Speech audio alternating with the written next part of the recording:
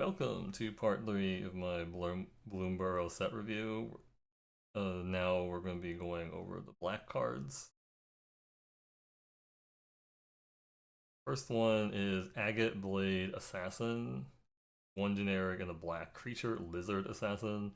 Whenever Agate Blade Assassin attacks, defending player loses 1 life and you gain 1 life. Yeah, I don't really like anything that's going on here. I guess it's like good for like the lizard typing, and then it triggers the opponent life loss, and also triggers the you gain life, synergy, but I put it down as a D. I like the stat line. Bandit's Talent, 1 generic and a black enchantment class. When Bandit's Talent enters, each opponent discards 2 cards unless they discard a non-land card. And then level 2 is at the beginning of each opponent's upkeep. If that player has 1 or fewer cards in hand, they lose 2 life. And then 3 generic and a black, level 3, at the beginning of your draw step, draw an additional card for each opponent who has 1 or fewer cards in hand. So, I mean, this can put some pressure on the way your opponent plays. Like, the first part isn't very exciting because they could just discard a non-land card, so he's paying 2 mana to make them discard a non-land. I guess they could discard 2 lands. It does, like, make it more likely that, like, the level 2 and 3 will, like, trigger. But, I don't know. I'm just gonna put it down as a, whatever, D+, plus for now. Just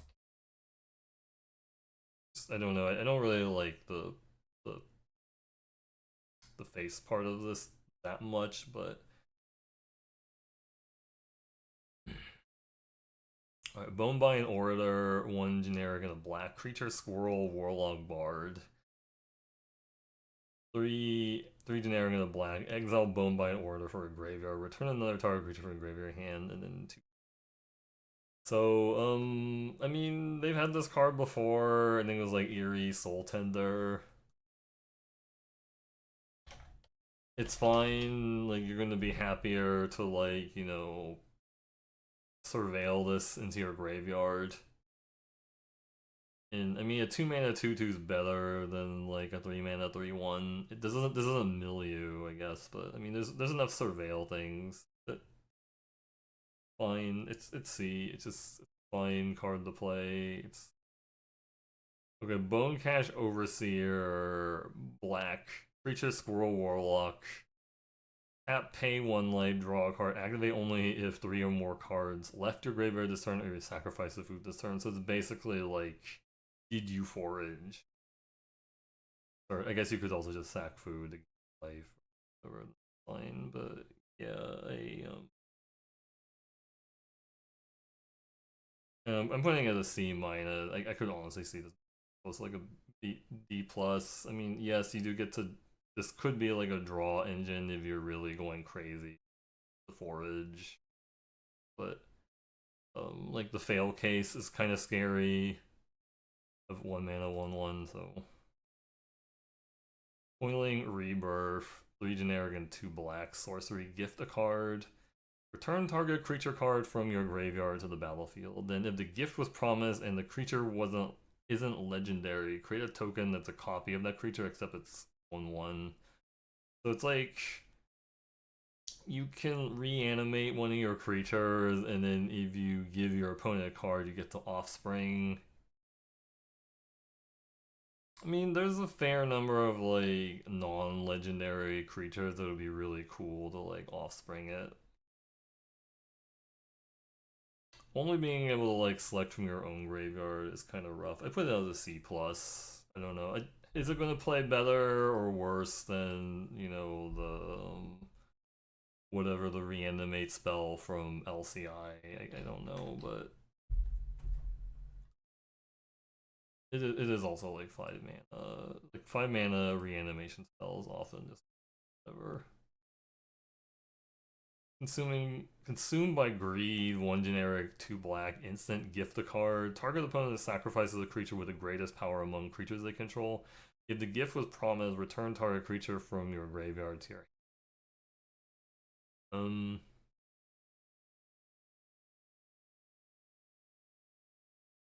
It's an edict with a possible raise dead. It is card neutral because you're giving them a random card in exchange for card from your graveyard to your hand. But I mean, you don't have to give them the card. Like if there isn't like a creature card in your graveyard you really want back, but if there is like a creature card you really want back, then it's like all right. I put it as a C plus. I mean, giving your opponent a random card, like if you really do have some amazing card in your graveyard, then fine doing that. But no, it just depends. Like Edict by itself is sort of like does have like the full on greatest power. Right, Cruel Claws Heist, two black sorcery, gift a card.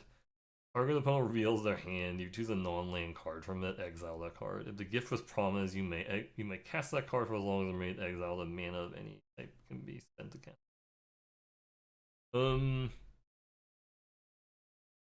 I'm putting in a C plus. I think the double black makes it hard to cast.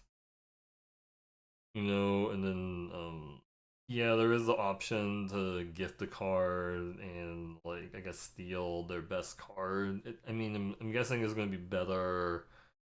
Um, this is probably going to be better like you know after they've had like a few draw steps. Like maybe you get like the really cool 5 or 6 mana finisher or something out of their hand, and then like if you had gifted it, then uh you get to you know get the card. I mean, there's obviously the downside where I guess you gift this and then they have two hands in hand, or I mean, but the thing is also like because you're gifting them a card before the spell does the other effects, it's like you're giving them a higher chance of getting like a visible card in their hand, like you know because they draw a card before like the other parts resolve.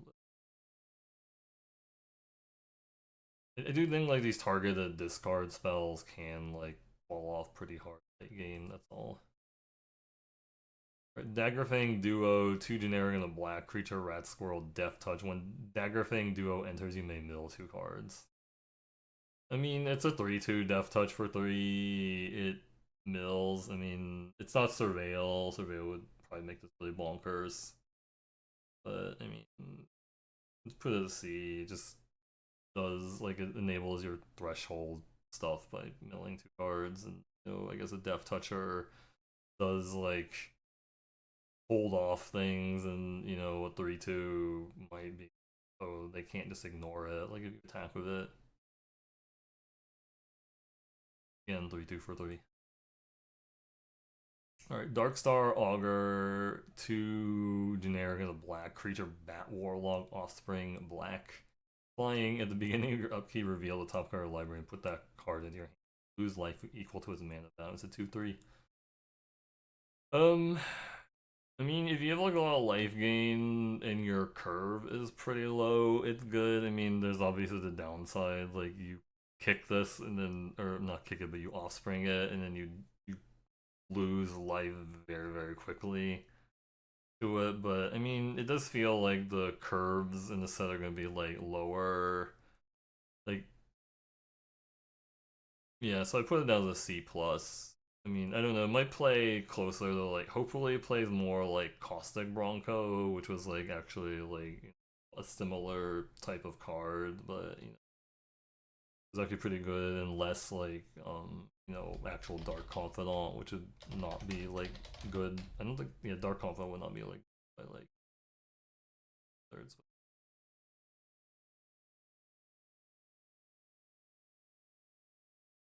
Dire Sight, two generic and a black sorcery. Surveil 2 and then draw 2 cards. You lose 2 life. You surveil. I wasn't gonna go over the definition of surveil 2, but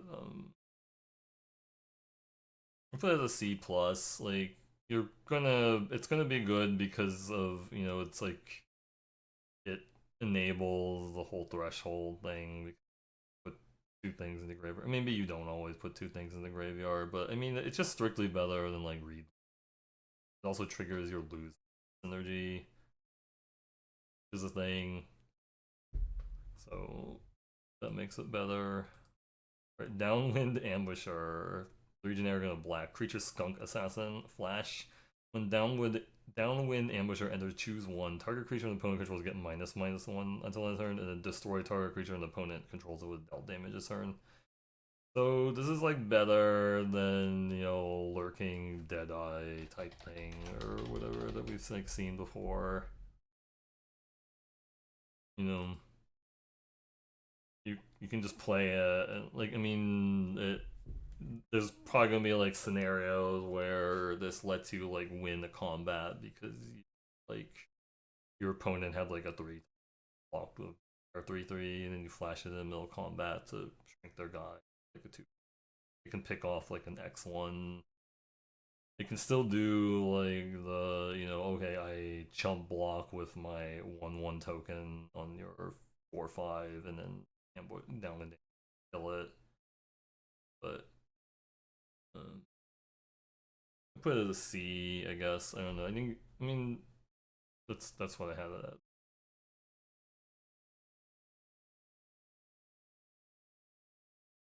All right, early winter, 4 generic and a black. Instant, choose one. Exile target creature. Target opponent exiles an enchantment.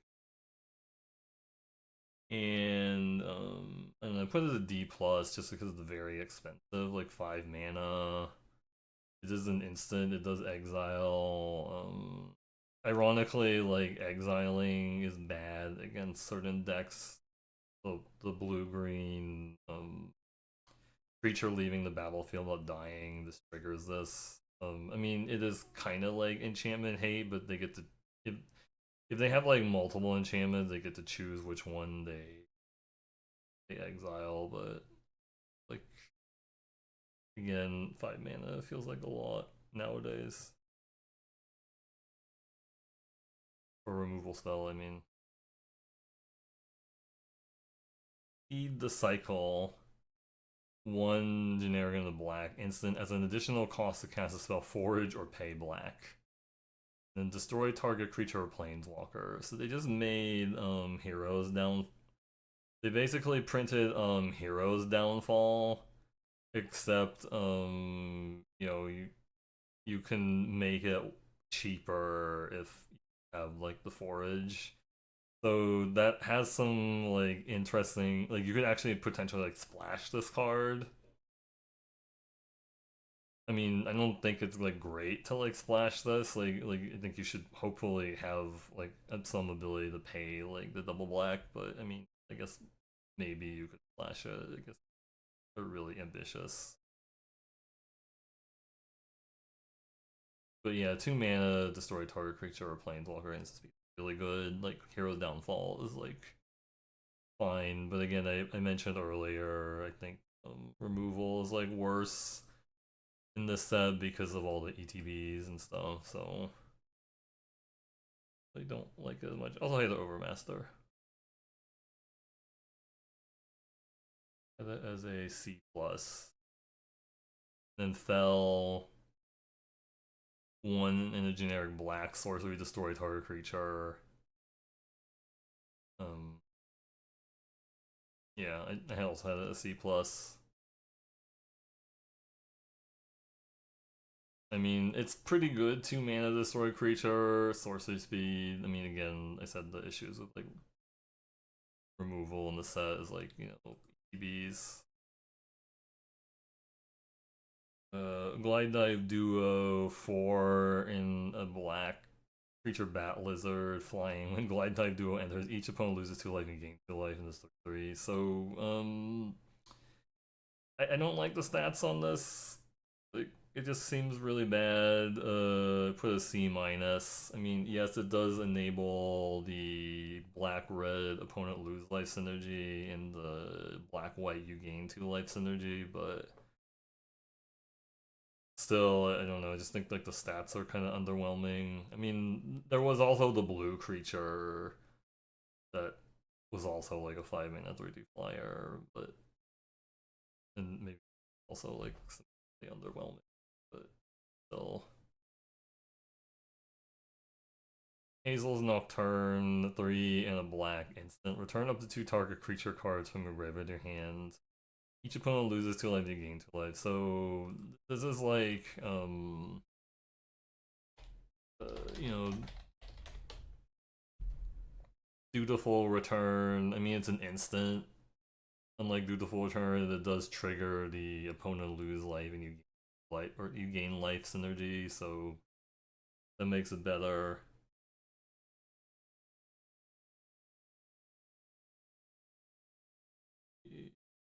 Put it down as a C plus. Huskburster Swarm, 7 generic black creature elemental insect. This creature costs 1 less to cast for each creature card you own in exile in your graveyard. Mana Death Touch 6/6. I mean, it's not. I forgot what it was, like the Necro, whatever from. Not Necro form, but like Necro. The Dominaria United thing or whatever. It was like a 7 mana 5/5 Death Touch or 8 mana 5/5 Death Touch. But yeah, this is similar. It has Menace. It's pretty large. I mean, it'll probably require them to like. I can definitely see a situation where they need to like triple block to kill this. Like pump spells, it's good. But again, it's like the same, where if you're not doing the thing, it's like very expensive, like kind of unhappy, and can't play too many of like these giant creatures or whatever. Put it to sea. Iridescent Vine Lasher, black creature, lizard assassin offspring to landfall. Whenever a land you control enters, this creature deals 1 damage to target opponent's a 1. It's like they had similar thing in Battle for Zendikar. It was like a 3/2 whatever that like landfalls. It deals 1 damage to target opponent. This is like different because if you offspring it, you're getting a 1/2 and a 1/1. 2 damage. That could be like a fast clock on them. And again, this is like what makes me think the set's gonna be kind of aggro, but I don't know. I'll just say it's like a C plus. I think it's obviously more intended for like constructed, but I do also like the fact that like the landfall trigger is good with enabling lizard stuff. Like the lizard stuff is in like they want your opponent to lose life, and then they do something like those type of cards. Right, Maha, its feathers knight. 3 generic, 2 black, legendary creature, elemental bird, flying, trample, ward, discard a card. Creatures your opponents control have base toughness 1, is 6/5. It's just a huge flying or also like they need to 2-for-1 themselves to get rid of it. You can also do something cool like attack like a bunch of your creatures into your opponent's like blockers. They block them all, and then you play this, and all their creatures die. They have damage on them. Like it's actually kind of absurd, right? Like you can just attack with like a bunch of 1/1s. Your opponent eats them all, and then you play this post combat, and then all your opponent's creatures die because they some base toughness 1 creatures with 1 damage on them. So yep, pretty broken. Alright. Moonstone Harbinger, 2 generic and a black, creature Bat Warrior, flying Death Touch. Whenever you gain or lose life during your turn, bats you control get +1/+0 and gain Death Touch until end of turn. This ability triggers only 1 turn. Yeah, I mean, this kind of makes it like annoying for your opponent to like try and block like your bat creatures. I mean, this only triggers on your turn, but like if you have like any instant speed ways to gain or lose life, giving all your bats +1 power and Death Touch is like kind of scary, so it might change the way they block. I mean, a 3-mana 1/3 flying Death Touch is not super exciting itself, but it does pump itself. It says bats you control, not as opposed to like other bats you control. So put it as a C plus. But I think that's assuming you are playing other bats too, like Nocturnal Hunger, 2 generic and a black, instant gift of food, destroy target creature. If the gift wasn't prominent, you lose 2 life. This is interesting because the you lose 2 life triggers your lose life synergies. Like we were showing, like the bats have like this whole lose or gain life synergy. And I guess gifting them a food will actually enable the opponent's forage or their gain life synergies. So I don't know. I put it as a C because I think most of the time you'll probably just be trying to like do life. But I guess there'll be situations where you have to give them the food. Not as big of a deal as I'm making it out to be, but you have to be aware of downsides of. Right, Osteomancer, Adept, 1 generic and a black creature scroll warlock, Death Touch. Tap until end of turn. You may cast creature spells from your graveyard by foraging in addition to paying their other costs. Cast a spell this way, this creature enters finality on it. What is a B plus?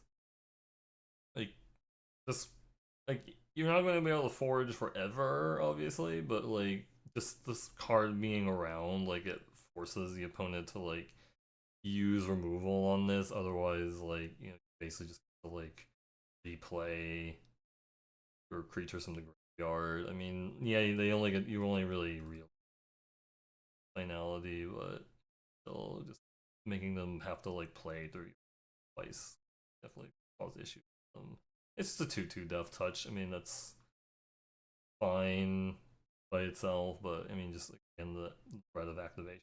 It's also well, no, I mean, I guess it's like yeah, it doesn't have to be sorcery seed, but it's like you can only normally cast creatures unless they have flash. I guess you could combo this with like flash creatures to do that. Persistent Marshstalker, 1 of the black creature, Rat Berserker. Persistent Marshstalker gets +1/+0 for each of the rat you control. And Threshold, whenever you attack with 1 or more rats, if 7 or more cards in your graveyard, you may pay 2 and a black. If you do, turn Persistent Marshstalker from your graveyard to the battlefield, tapped and attacking. I put it a C minus. The reason I put it that low is because it is an X1, and I mean, I don't know, it's like the recursion. I mean, it's a 2-mana 3/1. I mean, that's fine. It's just I feel like you do need to put in some amount of effort to like actually return it because you're going to have to get the threshold and you're going to have a rat, and I guess like if you are clearing the boards, it'll be like a 4/1 or like a 5, and you have other rats. It'll be like a 4/1 or 5/1 attacker. I actually kill them pretty quickly, but again, like the 1 toughness, like a liability. It doesn't have like evasion, so, like they could trade with like their 1/1. Like, all of it. Hey, oh my god, thank you much for the raids! Emma Skyward, let me get a fuck. Oh, sorry about that. I was doing a set review, but hope you had a great stream. Thank you very much. If you're looking for someone who's a talented and charismatic Magic streamer, check out Emma Skyward. I'm just doing a Bloomburrow set review.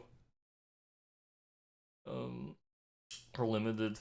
Psychic Whirl, sorcery. Target opponent discards 2 cards, then if you control rats, surveil 2. It means Mind Rot. It has like it has like the flavor text. Yeah, you surveil and then it is a it had it written down as a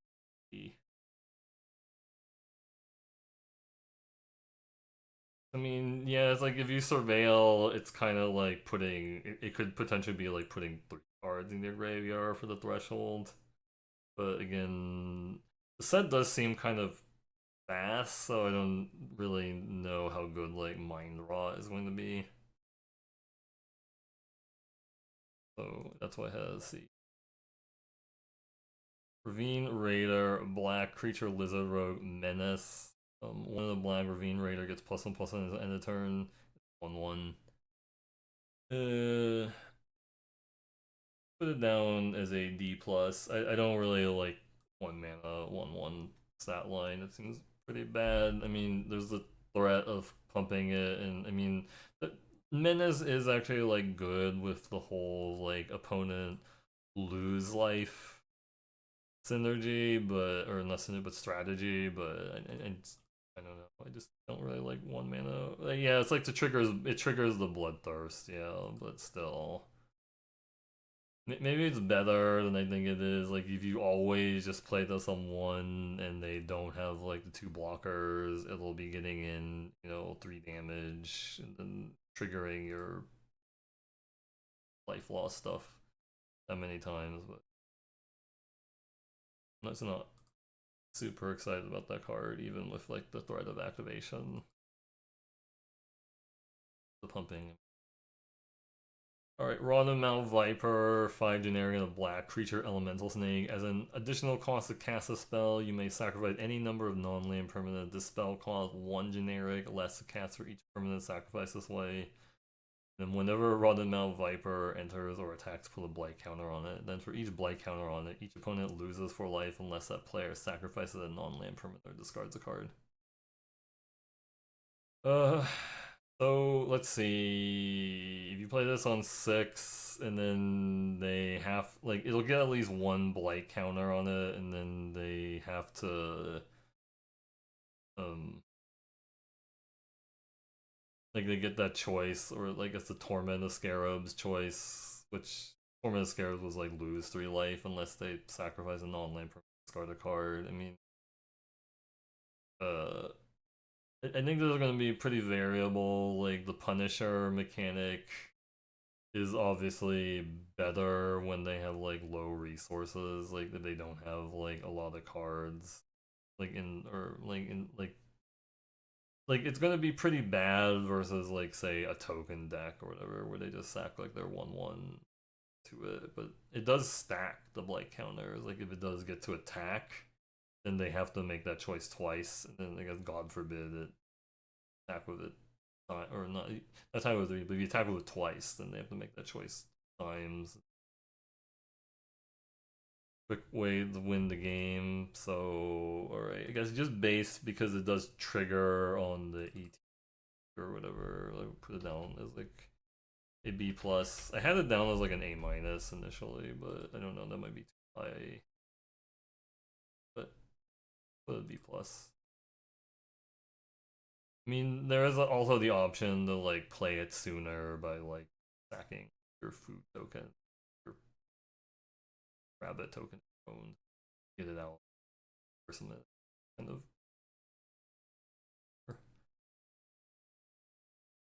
Anyways, Ruthless Negotiation, Black Sorcery. Target opponent exiles a card from their hand. If the spell was cast from a graveyard, draw a card. Flashback. Or generic and a black. You may cast this card from your graveyard for its flashback cost and then exile it. I just don't like this card. I don't know. It's just, I guess it's. I think the idea is that you are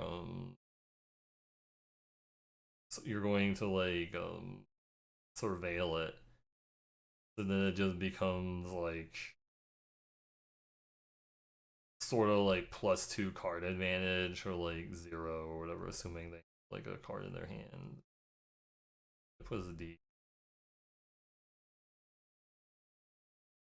Savor 1 black or 1 generic and a black. Instant target creature gets -2/-2 until end of turn. Create a food token. Uh, I put it as a C minus. I don't know. I guess actually it's probably closer to like a C because it's gonna kill more of the format, and I guess it's like a combat trick, and it does enable like your forage stuff, but it does enable like your forage stuff is like the main thing. And like again, a lot of the creatures are small, so this is like almost like pretty close to like that the the nocturnal hunger in a lot of the cases. It's gonna kill like the same creatures except this costs 2 the nocturnal hunger costs 3. Alright, Scales of Shale, 2 and 2 generic and black. Instant dispel called 1 less for each, 1 less to cast for each lizard you control. Target creature gets +2/+0 and gains lifelink and indestructible until end of turn. Let's see. So we like look in the past at like a similar card, Butcher's Glee, which was target creature gets +3/+0 gains lifelink until end of turn, regenerate it. I mean, normally I wouldn't think this card is like that great, but like I think the lifelink is going to matter, and yes, it could potentially cost 1, like if you have like 2 lizards or something like that. But I think I don't know. I think like it might even just be fine to play it as like without like the lizards, and I put it as a C. I think it's just like the lifelink may actually change some of the math here or whatever. Because I think I remember there was like a similar card in like Brothers War that was black pump spell that had lifelink and it ended up playing out really well. But I think that one also drew hard different. Scavenger's Talent, black, enchantment class. Whenever 1 or more creatures you control die, create a food token. This ability triggers only once each turn. Then 1 generic and a black, level 2. Whenever you sacrifice a permanent, target player mills 2 cards. And then 2 and a black, level 3. At the beginning of your end step, you may sacrifice 3 other non-land permanent. If you do, return a creature card from your graveyard to the battlefield with finality on it. I just put it as a D plus. I don't know. It's like I guess there is like the potential to reanimate some of your really powerful stuff with it. Like if you're getting all the food and the mills and whatever, and it it does seem like it's kind of like a relatively high cost to do that. Oops, a relatively high cost to that. So I don't know. Not super excited about it. All right. Season of Loss, 3 generic and 2 black sorcery. Choose up to 5 paw worth of modes. You may choose the same mode more than once. Paw, each player sacrifices a creature. 2 paw, draw a card for each creature you control that died this turn. 3 paw, each opponent loses X life, where X is the number of creature cards in your graveyard. I mean, again, this is going to depend on like how many token creatures you have and how many token creatures your opponent has, because this could be pretty bad. Like if they have a bunch of token creatures, it could be pretty good if you have a bunch of token creatures and they don't. You know, and I mean, I think a lot of there's a pretty reasonable case where you cast this just as like each player sacks 5, or you play it as each player sacks 3, and then like 3. You can also cast it post combat after some of your other creatures died to draw more off of like the 2 paw ability. Like say you attack with 2 creatures, they die. Do this for like sack 3, draw a card or whatever. Have 5 creatures die, so you draw 5. Makes it better. You can also kind of use it to get lethal by you know, sack 2, each opponent loses X life. You know, that's why like I guess doing this post combat could actually be like really busted. Like you just attack with a bunch of creatures just so they die. Um, and then you use like mode 3 on this to like finish them off.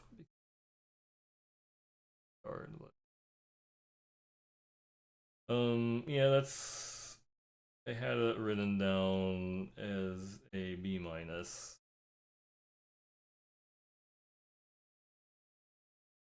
Alright, Sinister Monolith, 3 generic, and a black artifact. At the beginning of combat on your turn, each opponent loses 1 life and you gain 1 life. Each opponent loses 1 life you gain. And then tap, pay 2 life, sacrifice Sinister Monolith, draw 2 card, activate only this 3. I put it down to a C plus. Like, just because it's good at enabling the gain life, lose life synergy, and if that card is like really bad at the time, you can just sack it to draw 2. Like, it's obviously a lot worse. I mean, you could just do something like I play it to play it, first main phase, and then get the first drain, and then second main phase, pay the 2 life and sacrifice it, but you've already like the life, so it doesn't feel as bad, and one also lost a life. Like, I think it's going to be like good in a lot of that. It's because again, it triggers the gain life stuff, and also triggers the opponent lose life stuff. So that's why I have it as a C plus. All right, Stargaze, X and 2 black sorcery. Look at twice X cards from the top of your library. Put X cards from among them into your hand and the rest of your X life. Alright, this is like a little hard to evaluate. So it's like you cast it for like X equals 4, so you get to look at 8 cards, and then put 4 cards in your hand and 4 in your graveyard and lose 4 life. So it's like um this this can help you like guarantee threshold. You know, like if you cast it for a big enough number of X, it guarantees threshold. It's also putting a sorcery into your card, which is hard for threshold, and it also triggers your lose life synergy. So I'll put it down as like a C, but usually a lot of these like really expensive like black card draw spells end up not playing out well, but I think just because it can enable the threshold and life thing so better. Starlit Soothsayer, 2 generic and a black creature, back cleric, flying. At the beginning of your end step, if you gained or lost life this turn, surveil 1. So, I mean, it's Windrake, but, it's got like some upside, and the surveil can enable your threshold. So I'll put it down as a C. But I don't know. It feels like the Windrake is definitely going to a point where it's like not super playable nowadays, but I think there's enough things going. Alright, Starscape Cleric, 1 generic and a black creature, back cleric, offspring, 2 generic and a black. Flying, this creature can't block. Whenever you gain life, each opponent loses 1 life. So, I mean, can't block is actually like pretty bad. Like, because usually you want like your creature to be able to block. I mean, oh, but it has flying if you attack with it. I do think sometimes you do want to block with like your flying creature, and then I mean, if you're going crazy on like the game life or in offspring, like every time you're gaining, like I mean, just gain life and then each opponent lose 1 life is not bad. I mean, like a clock. It can also trigger again. Sorry, not trigger again, but it can trigger your opponent lose life synergy stuff. So I mean, I think the can't block is a pretty big downside though, so I put it as C minus. Alright, Thornplate, Intimidator, 3 generic and a black creature, Rat Rogue, Offspring 3. When this creature enters, target opponent loses their life unless they sacrifice a non-land card in this form. Honestly, when I first saw this art, I thought it was a but then I looked at it close. It was a rat. And also like a rat rogue on it, but I put it as a D plus. I don't know, I don't really like the stats or the ability. It's like 4/3. Like 7 mana to offspring it. It's I don't know. I mean, yeah, you could say like, but why did you like the Rodden Mount Viper? But The Rhodomel Viper is like it stacks and stuff.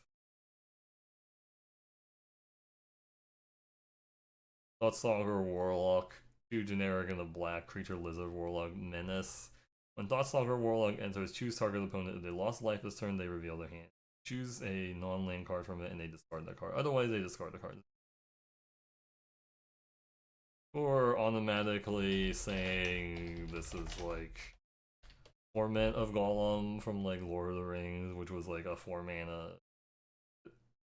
I mean, that's not quite the same, but and it really rewards you for being aggressive, tormenting thing. If not, it's just where we're at. But it's also has menace, also, which makes like you more likely to get in those life loss triggers.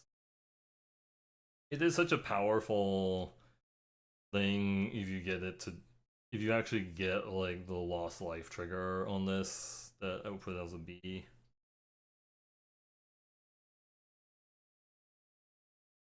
Valley Rockcaller, 1 of the black creature, Squirrel Warlock Menace. Whenever Valley Rockcaller attack, each opponent loses X life and you gain X life, where X is the number of other squirrel, bats, lizards, and rats you control. So it's like a really upgraded version of the Agate Blade Assassin. I guess it doesn't actually do anything by itself because it says other squirrels.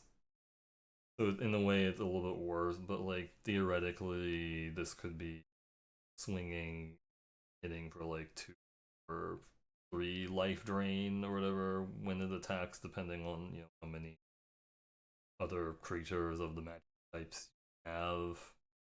So